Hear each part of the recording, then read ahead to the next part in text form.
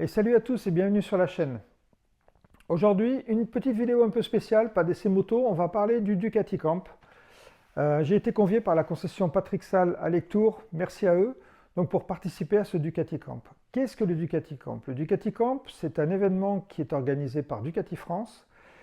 Il y a 4 dates pour la France, un peu partout, donc aux 4 coins. Moi, j'ai participé donc à la séance qui a eu lieu à Eauze, dans le Gers, au château du Tariquet, un domaine viticole que je t'amène à visiter d'ailleurs si jamais tu as l'occasion de passer dans le Gers et que tu veux déguster du Tariquet. En quoi ça consiste? Comment ça s'est passé? Donc, je suis arrivé vers les 8h30. Tu commences par un accueil, un petit déjeuner, un briefing. Alors pendant ce briefing, on va déterminer ce que tu vas faire le matin. Donc il y a deux épreuves, enfin deux épreuves. Il y a 2 sessions. Il y a une session off-road, une session route. Donc il y a le groupe qui fait la session off-road le matin, l'après-midi fait la route et inversement. Donc moi j'ai commencé par le tout-terrain. On commence donc par la présentation par les instructeurs qui sont présents. Alors je suis désolé, je n'ai pas retenu le nom de tous les instructeurs, mais tu es un ancien pilote MotoGP. Par contre, ce que j'ai retenu, c'est le nom de l'instructeur off-road, qui est Laurent Pidou, un champion d'enduro, que tu connais peut-être, qui a œuvré entre les années 80 et les années 2000. Il a fait de l'enduro, il a fait du supercross à Bercy, il a fait du supermotard. Enfin, tu vois que c'est un pilote aguerri, un champion du monde. Donc je pense que c'était la bonne personne, mais tous les instructeurs qui étaient présents étaient vraiment au top. Donc tu commences par un briefing et on va te présenter les motos. Donc quelles sont les motos présentes? Donc tu vas avoir la Multistrada V4S, la Multistrada V4 Rally et la Desert X. Donc 3 motos, la moitié du parc équipé en pneus route, sauf pour la Desert X qui va garder ses Pirelli Scorpion Street, et puis les Multistrada donc, qui vont être équipés avec des Pirelli, mais avec des pneus avec un peu plus gros crampons que les Street de la Desert X. Voilà. Donc le matin, briefing, prise en compte des motos, on t'explique un peu comment fonctionne Pour mon compte, j'avais la Multistrada V4S, donc comment fonctionne la V4S. Je le savais déjà puisque je te remets ici, là, mais j'ai déjà fait l'essai de la Multistrada V4S. Je t'engage à aller le voir si jamais tu ne l'as pas vu. Donc présentation pour tous les autres. Parmi nous, on était un groupe, on était à peu près, je dirais, une douzaine. Beaucoup de pilotes qui avaient des Ducati déjà à l'origine, mais pas que.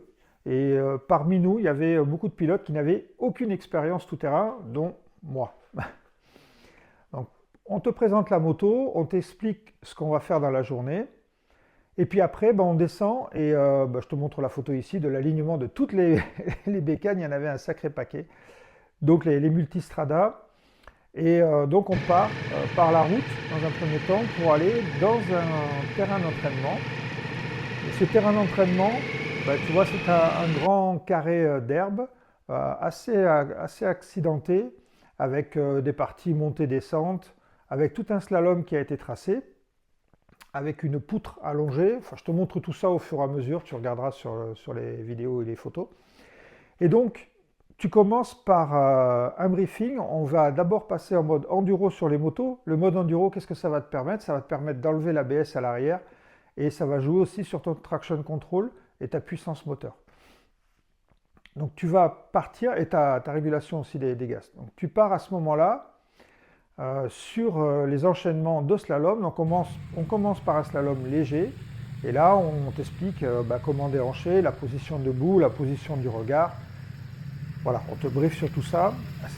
Déjà, c'est un premier moment pour te dégrossir, sachant que l'herbe était mouillée et que je vais te dire qu'on n'était pas super fiers avec nos Multistrada de 250 kg. Pas spécialement une ballerine. Du moins, c'est ce que je pensais dans un premier temps. Au fur et à mesure que tu prends confiance, on va resserrer les slaloms.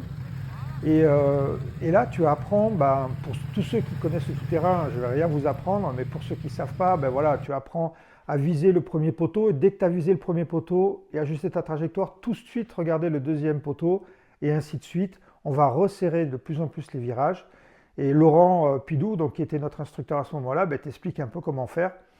Super important ces explications parce qu'il nous a vraiment déstressés. Enfin, moi j'étais un peu tendu, pas de tout-terrain, une grosse moto, mais il t'apprend vraiment à te sentir, à te détendre, à te sentir à l'aise sur la moto.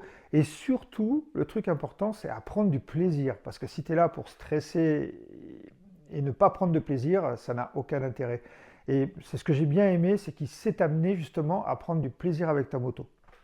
Donc on finit les slaloms. Ensuite, on est passé, comme tu le vois, à des montées de boss. Alors ça ne te paraît pas important sur la vidéo, tu sais que les GoPro écrasent toujours les distances. Mais bon, ça t'apprend quand même à te positionner à l'arrière, à te positionner à l'avant, franchir des petits obstacles. Et puis après, tu as la poutre. Donc on a fait ça pendant à peu près 1 heure et demie. Tu avais un point fraîcheur qui était disponible. Donc l'organisation vraiment au top à ce niveau-là et une bonne mise en confiance et une bonne prise en compte de ta moto. Une fois qu'on a passé cette 1h15, 7h15, pardon, on s'est retrouvé vraiment à l'aise pour la plupart d'entre nous, on était vraiment à l'aise avec nos machines et moi ça m'a particulièrement étonné. Je ne pensais pas qu'on pouvait faire ça avec une moto aussi lourde. Je t'en ai déjà parlé quand j'avais essayé la Multistrada, je t'avais dit, moi je ne l'amènerai jamais en tout terrain. Bah si, en fait, tu peux l'amener en tout terrain. Alors attention, c'est du tout chemin, d'accord? C'est pas de l'enduro, mais ça te permet quand même de te balader en off-road et en dehors des routes goudronnées. Donc une fois qu'on a eu fini ça, on est parti dans les vignes. Alors les chemins, c'était des chemins au début caillouteux. Et la première impression avec la moto, ça bouge dans tous les sens. Tu sens ta moto bouger, mais Laurent nous avait prévenu. Et quand tu as compris qu'en fait, elle bougeait, mais que c'était sans conséquence, eh bien, tu prends confiance. En fait, tu as des réflexes de routier, on va dire, quand tu n'as jamais fait tout-terrain. Et ta moto, dès qu'elle bouge, tu ne te sens pas à l'aise. Là, en tout-terrain, c'est l'inverse. Jamais elle va rouler parfaitement droit, elle va toujours bouger. Tu as du bruit, tu entends les cailloux qui viennent taper sur le sabot. Tu peux entendre la chaîne. Tout ça, voilà, il faut t'y habituer. Mais une fois que tu y es habitué, au bout de 5 minutes, tu as compris que c'était le fonctionnement normal de la moto. Et du coup, tu te détends, tu relâches tes bras et tu t'aperçois que cette moto, elle peut le faire en fait. Elle peut rouler sur ces cailloux. On a eu des passages où c'était de la terre et là, on a roulé un peu plus vite. La position debout sur la moto, elle est vraiment top. Tu es bien, tu n'es pas stressé. On a roulé pendant toute la matinée debout. J'ai eu aucune douleur musculaire ou quoi que ce soit. C'est naturel. La position debout sur cette moto est naturelle. Encore plus sur la DZRX. Je regardais mes collègues. Et la DZRX, ils avaient l'air encore plus à l'aise. Une moto un peu moins lourde quand même pour faire ça. Donc, tu t'aperçois que la moto, elle est faite pour ça. Elle peut le faire du moins. Et le quick shifter, j'ai trouvé un gros plus au quick shifter parce que quand tu es sur les périodes où tu es debout, si tu peux t'éviter de toucher à l'embrayage et laisser tes mains sur le guidon, c'est vachement intéressant. Donc en fait, le quick shifter facilement accessible avec les bottes moto, le frein arrière accessible. Franchement, la moto pour ça, elle est bien. Il y a une fois où j'ai failli me faire piéger parce que si tu veux, tu roules en première, tu te dis je suis un peu trop haut dans les tours, je vais passer la seconde, tu roules en seconde. Si tu coupes les gaz et que tu vas reprendre, tu es trop bas dans les tours, et là tu peux avoir des à-coups. J'ai failli me toller dans un virage, si tu veux, en montée. J'ai calé pour repartir, c'était un peu plus galère. Mais ça, c'est le manque d'expérience.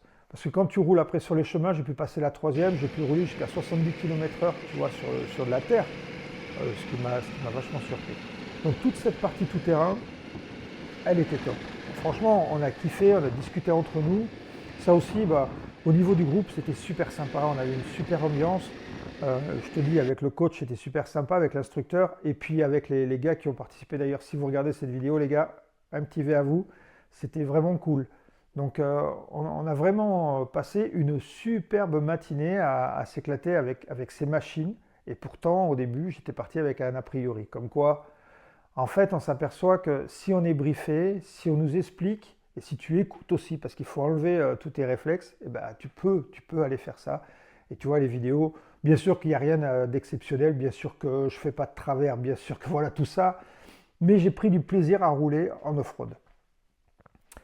Ensuite, on est arrivé vers, donc tu vois, on était parti vers 9h30 à peu près, 9h30, ouais. On est rentré vers midi et demi, donc ça te fait une bonne séance de TT. On est parti, on avait donc le repas dans un superbe, je te montre les photos là, Le bâtiment était magnifique, c'est vraiment un truc à voir, je te promets, si jamais tu as l'occasion, va voir ce château, tu peux le visiter. Euh, les propriétaires sont super sympas, on a été accueillis comme des rois. Franchement, tu peux y aller sans problème. Donc, le repas, je te passe foie gras, jambon de Parme, magret de canard. Enfin, on a été vraiment bien reçus. Bien sûr, on n'a pas eu l'occasion de goûter le tariqué parce que n'oublie pas que tu roules, donc pas d'alcool quand tu roules. Mais bon, c'était top. Discussion avec le personnel de Ducati qui était présent. Très très sympa. On a pu parler moto, on a pu parler de tout. Et puis la cerise sur le gâteau, à 14 heures, on partait pour rouler, mais à 14 heures, il y avait le départ du MotoGP. Donc on a pu voir le départ du MotoGP. Et ensuite, on est parti sur la partie route. La partie route, moi, je l'ai trouvée, pour tout te dire, un peu moins intéressante. Alors pourquoi j'ai trouvé moins intéressante? Parce que déjà, j'avais déjà essayé la multistrada sur la route, et d'un. Et de deux, on est parti sur un rythme, on respectait vraiment bien les limitations de vitesse, beaucoup de routes à 70 km/h. Et surtout beaucoup de lignes droites, parce que 70 km/h, c'est pas un problème si jamais ça tourne, mais si c'est en ligne droite, c'est un peu pénible. C'était le sentiment général du groupe. On a trouvé cette partie pas fun, pour être tout à fait honnête avec toi. Pas fun, mais elle servait, on nous a expliqué qu'elle servait à ce que tu puisses tester le régulateur de vitesse adaptatif, puisque toutes les multistradas qui étaient présentes avaient le radar et donc le régulateur de vitesse adaptatif. De tester ta position de bulle, plus ou moins haute ou basse, ton quick shifter, enfin, et de trifouiller un peu tous les modes moteur, puis que tu n'avais pas eu le temps le matin, parce que le matin, tu étais en mode enduro. Donc, bon, sur ce côté-là, pourquoi pas, sauf que ça a duré quand même la moitié de la balade, qui a duré 2 heures, donc pendant 1 heure, tu as fait une route qui n'était pas passionnante. La deuxième partie était plus fun, on est passé par Loupiac, Lopiac ou Loupiac, je crois que c'est le village de D'Artagnan, magnifique village du Gers, et un peu avant ça et jusqu'à la fin, là par contre les routes étaient très sinueuses et ça a déjà été un peu plus fun, on a pu mettre un peu de rythme et c'était super sympa de rouler avec ces motos qui, tu t'aperçois qu'ils sont assez polyvalentes et qui peuvent te donner autant de plaisir sur la grande route, en off-road léger et puis sur les petites routes. Le V4 dans ces conditions-là, il est top, je te l'ai expliqué. L'avantage du V4, si tu veux, pour en revenir vite fait, quand je le comparais au KTM, le KTM est plus brutal. Il faudrait que j'essaye la KTM en tout terrain. Mais l'avantage de la V4, quand tu roules avec la V4, c'est plus souple. La puissance est en haut. Donc, c'est vrai que tu te dis sur la route, tu as moins le coup de pied au cul. Mais en off-road, c'est bien sympa de pouvoir ouvrir sans avoir toute la cavalerie qui déboule d'un seul coup et qui pourrait te faire perdre l'adhérence à l'arrière ou t'embarquer sur des vitesses que tu ne voudrais pas.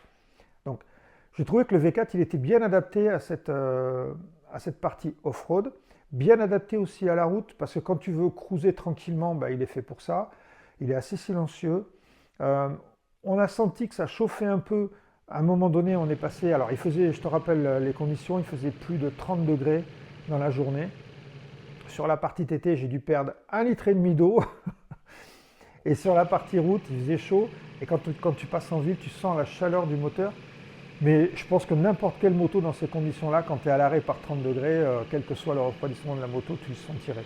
Donc tu sens la chaleur qui monte. Quand tu roules un peu plus vite, bon, ça va, c'est beaucoup plus supportable. La protection était vraiment top. Je roulais avec mon casque cross, visière ouverte, bulle haute, tout passe. Donc c'était vraiment top de rouler avec cette machine. J'ai pas pu essayer la V4 Rally, mais tu vas avoir une vidéo bientôt. Et la Desert X, j'ai pas pu l'essayer en off-road parce qu'il n'y en avait pas de disponible. Quand moi j'y suis allé, elles étaient toutes prises. Mais je l'essaierai quand j'irai à l'Aventure Alp Moto Festival. Donc voilà ce que je pouvais dire un peu sur ce Ducati Camp. Alors, parlons finance, c'est 450 € la location de la moto, d'accord? Tout le reste est compris dans ta journée, tu n'as rien à payer. 450 € c'est une somme. Maintenant, si tu comptes acheter cette moto ou si tu n'as jamais fait d'off-road et que tu ne veux pas y aller tout seul, franchement, fais-le, c'est une super expérience. Tu vas le faire avec des professionnels, que ce soit sur la route ou en off-road. Il faut savoir que là, on avait Laurent Pidou, mais tu peux avoir aussi, il y a Antoine Méo, qui était à la base de la conception de la Desert X. Il y a Luc Alphand aussi, qui fait partie du staff. Donc tu as des gens qui maîtrisent le tout-terrain et qui sont surtout Maîtriser, c'est une chose, mais qui sont surtout hyper pédagogues. C'est ça qui m'a le plus marqué durant ce Ducati Camp, c'est la qualité pédagogique de tous les instructeurs qui étaient là. Ils savent se mettre à ton niveau, c'est toujours calme, c'est toujours détendu, et du coup, ça te met une grosse confiance. Voilà, écoute, j'espère que ce débriefing t'a plu. Si tu veux t'inscrire sur les Ducati Camp, il faudra attendre, je crois qu'il y a encore une date dans l'Est de la France. Regarde sur le site Ducati. Mais sinon, je t'invite fortement à le faire si jamais tu peux, parce qu'évidemment, 450 € c'est une somme, mais tu passeras vraiment une super journée sur cet événement. Ils seront aussi présents, je le dis au cas où, à l'Aventure Alp Moto Festival, où là, tu pourras aussi faire une partie off-road. Personnellement, j'y serai, donc je partirai le jeudi, j'y serai le vendredi, samedi, dimanche, je ne serai pas là-bas. Et donc, si jamais tu as l'occasion d'y passer, n'hésite pas à m'envoyer un petit message et puis on pourra se retrouver là-bas. Prochaine vidéo, je vais te tester du matériel parce que pour l'instant, les vidéos des essais moto, on a des orages sur la région toulousaine, dans le Gers, il y a eu beaucoup de dégâts, donc pas possible de faire des essais. Je voulais essayer la SMT.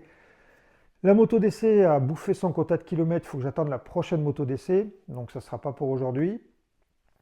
La semaine prochaine, j'espère essayer V4 Rallye et je te réserve une petite surprise.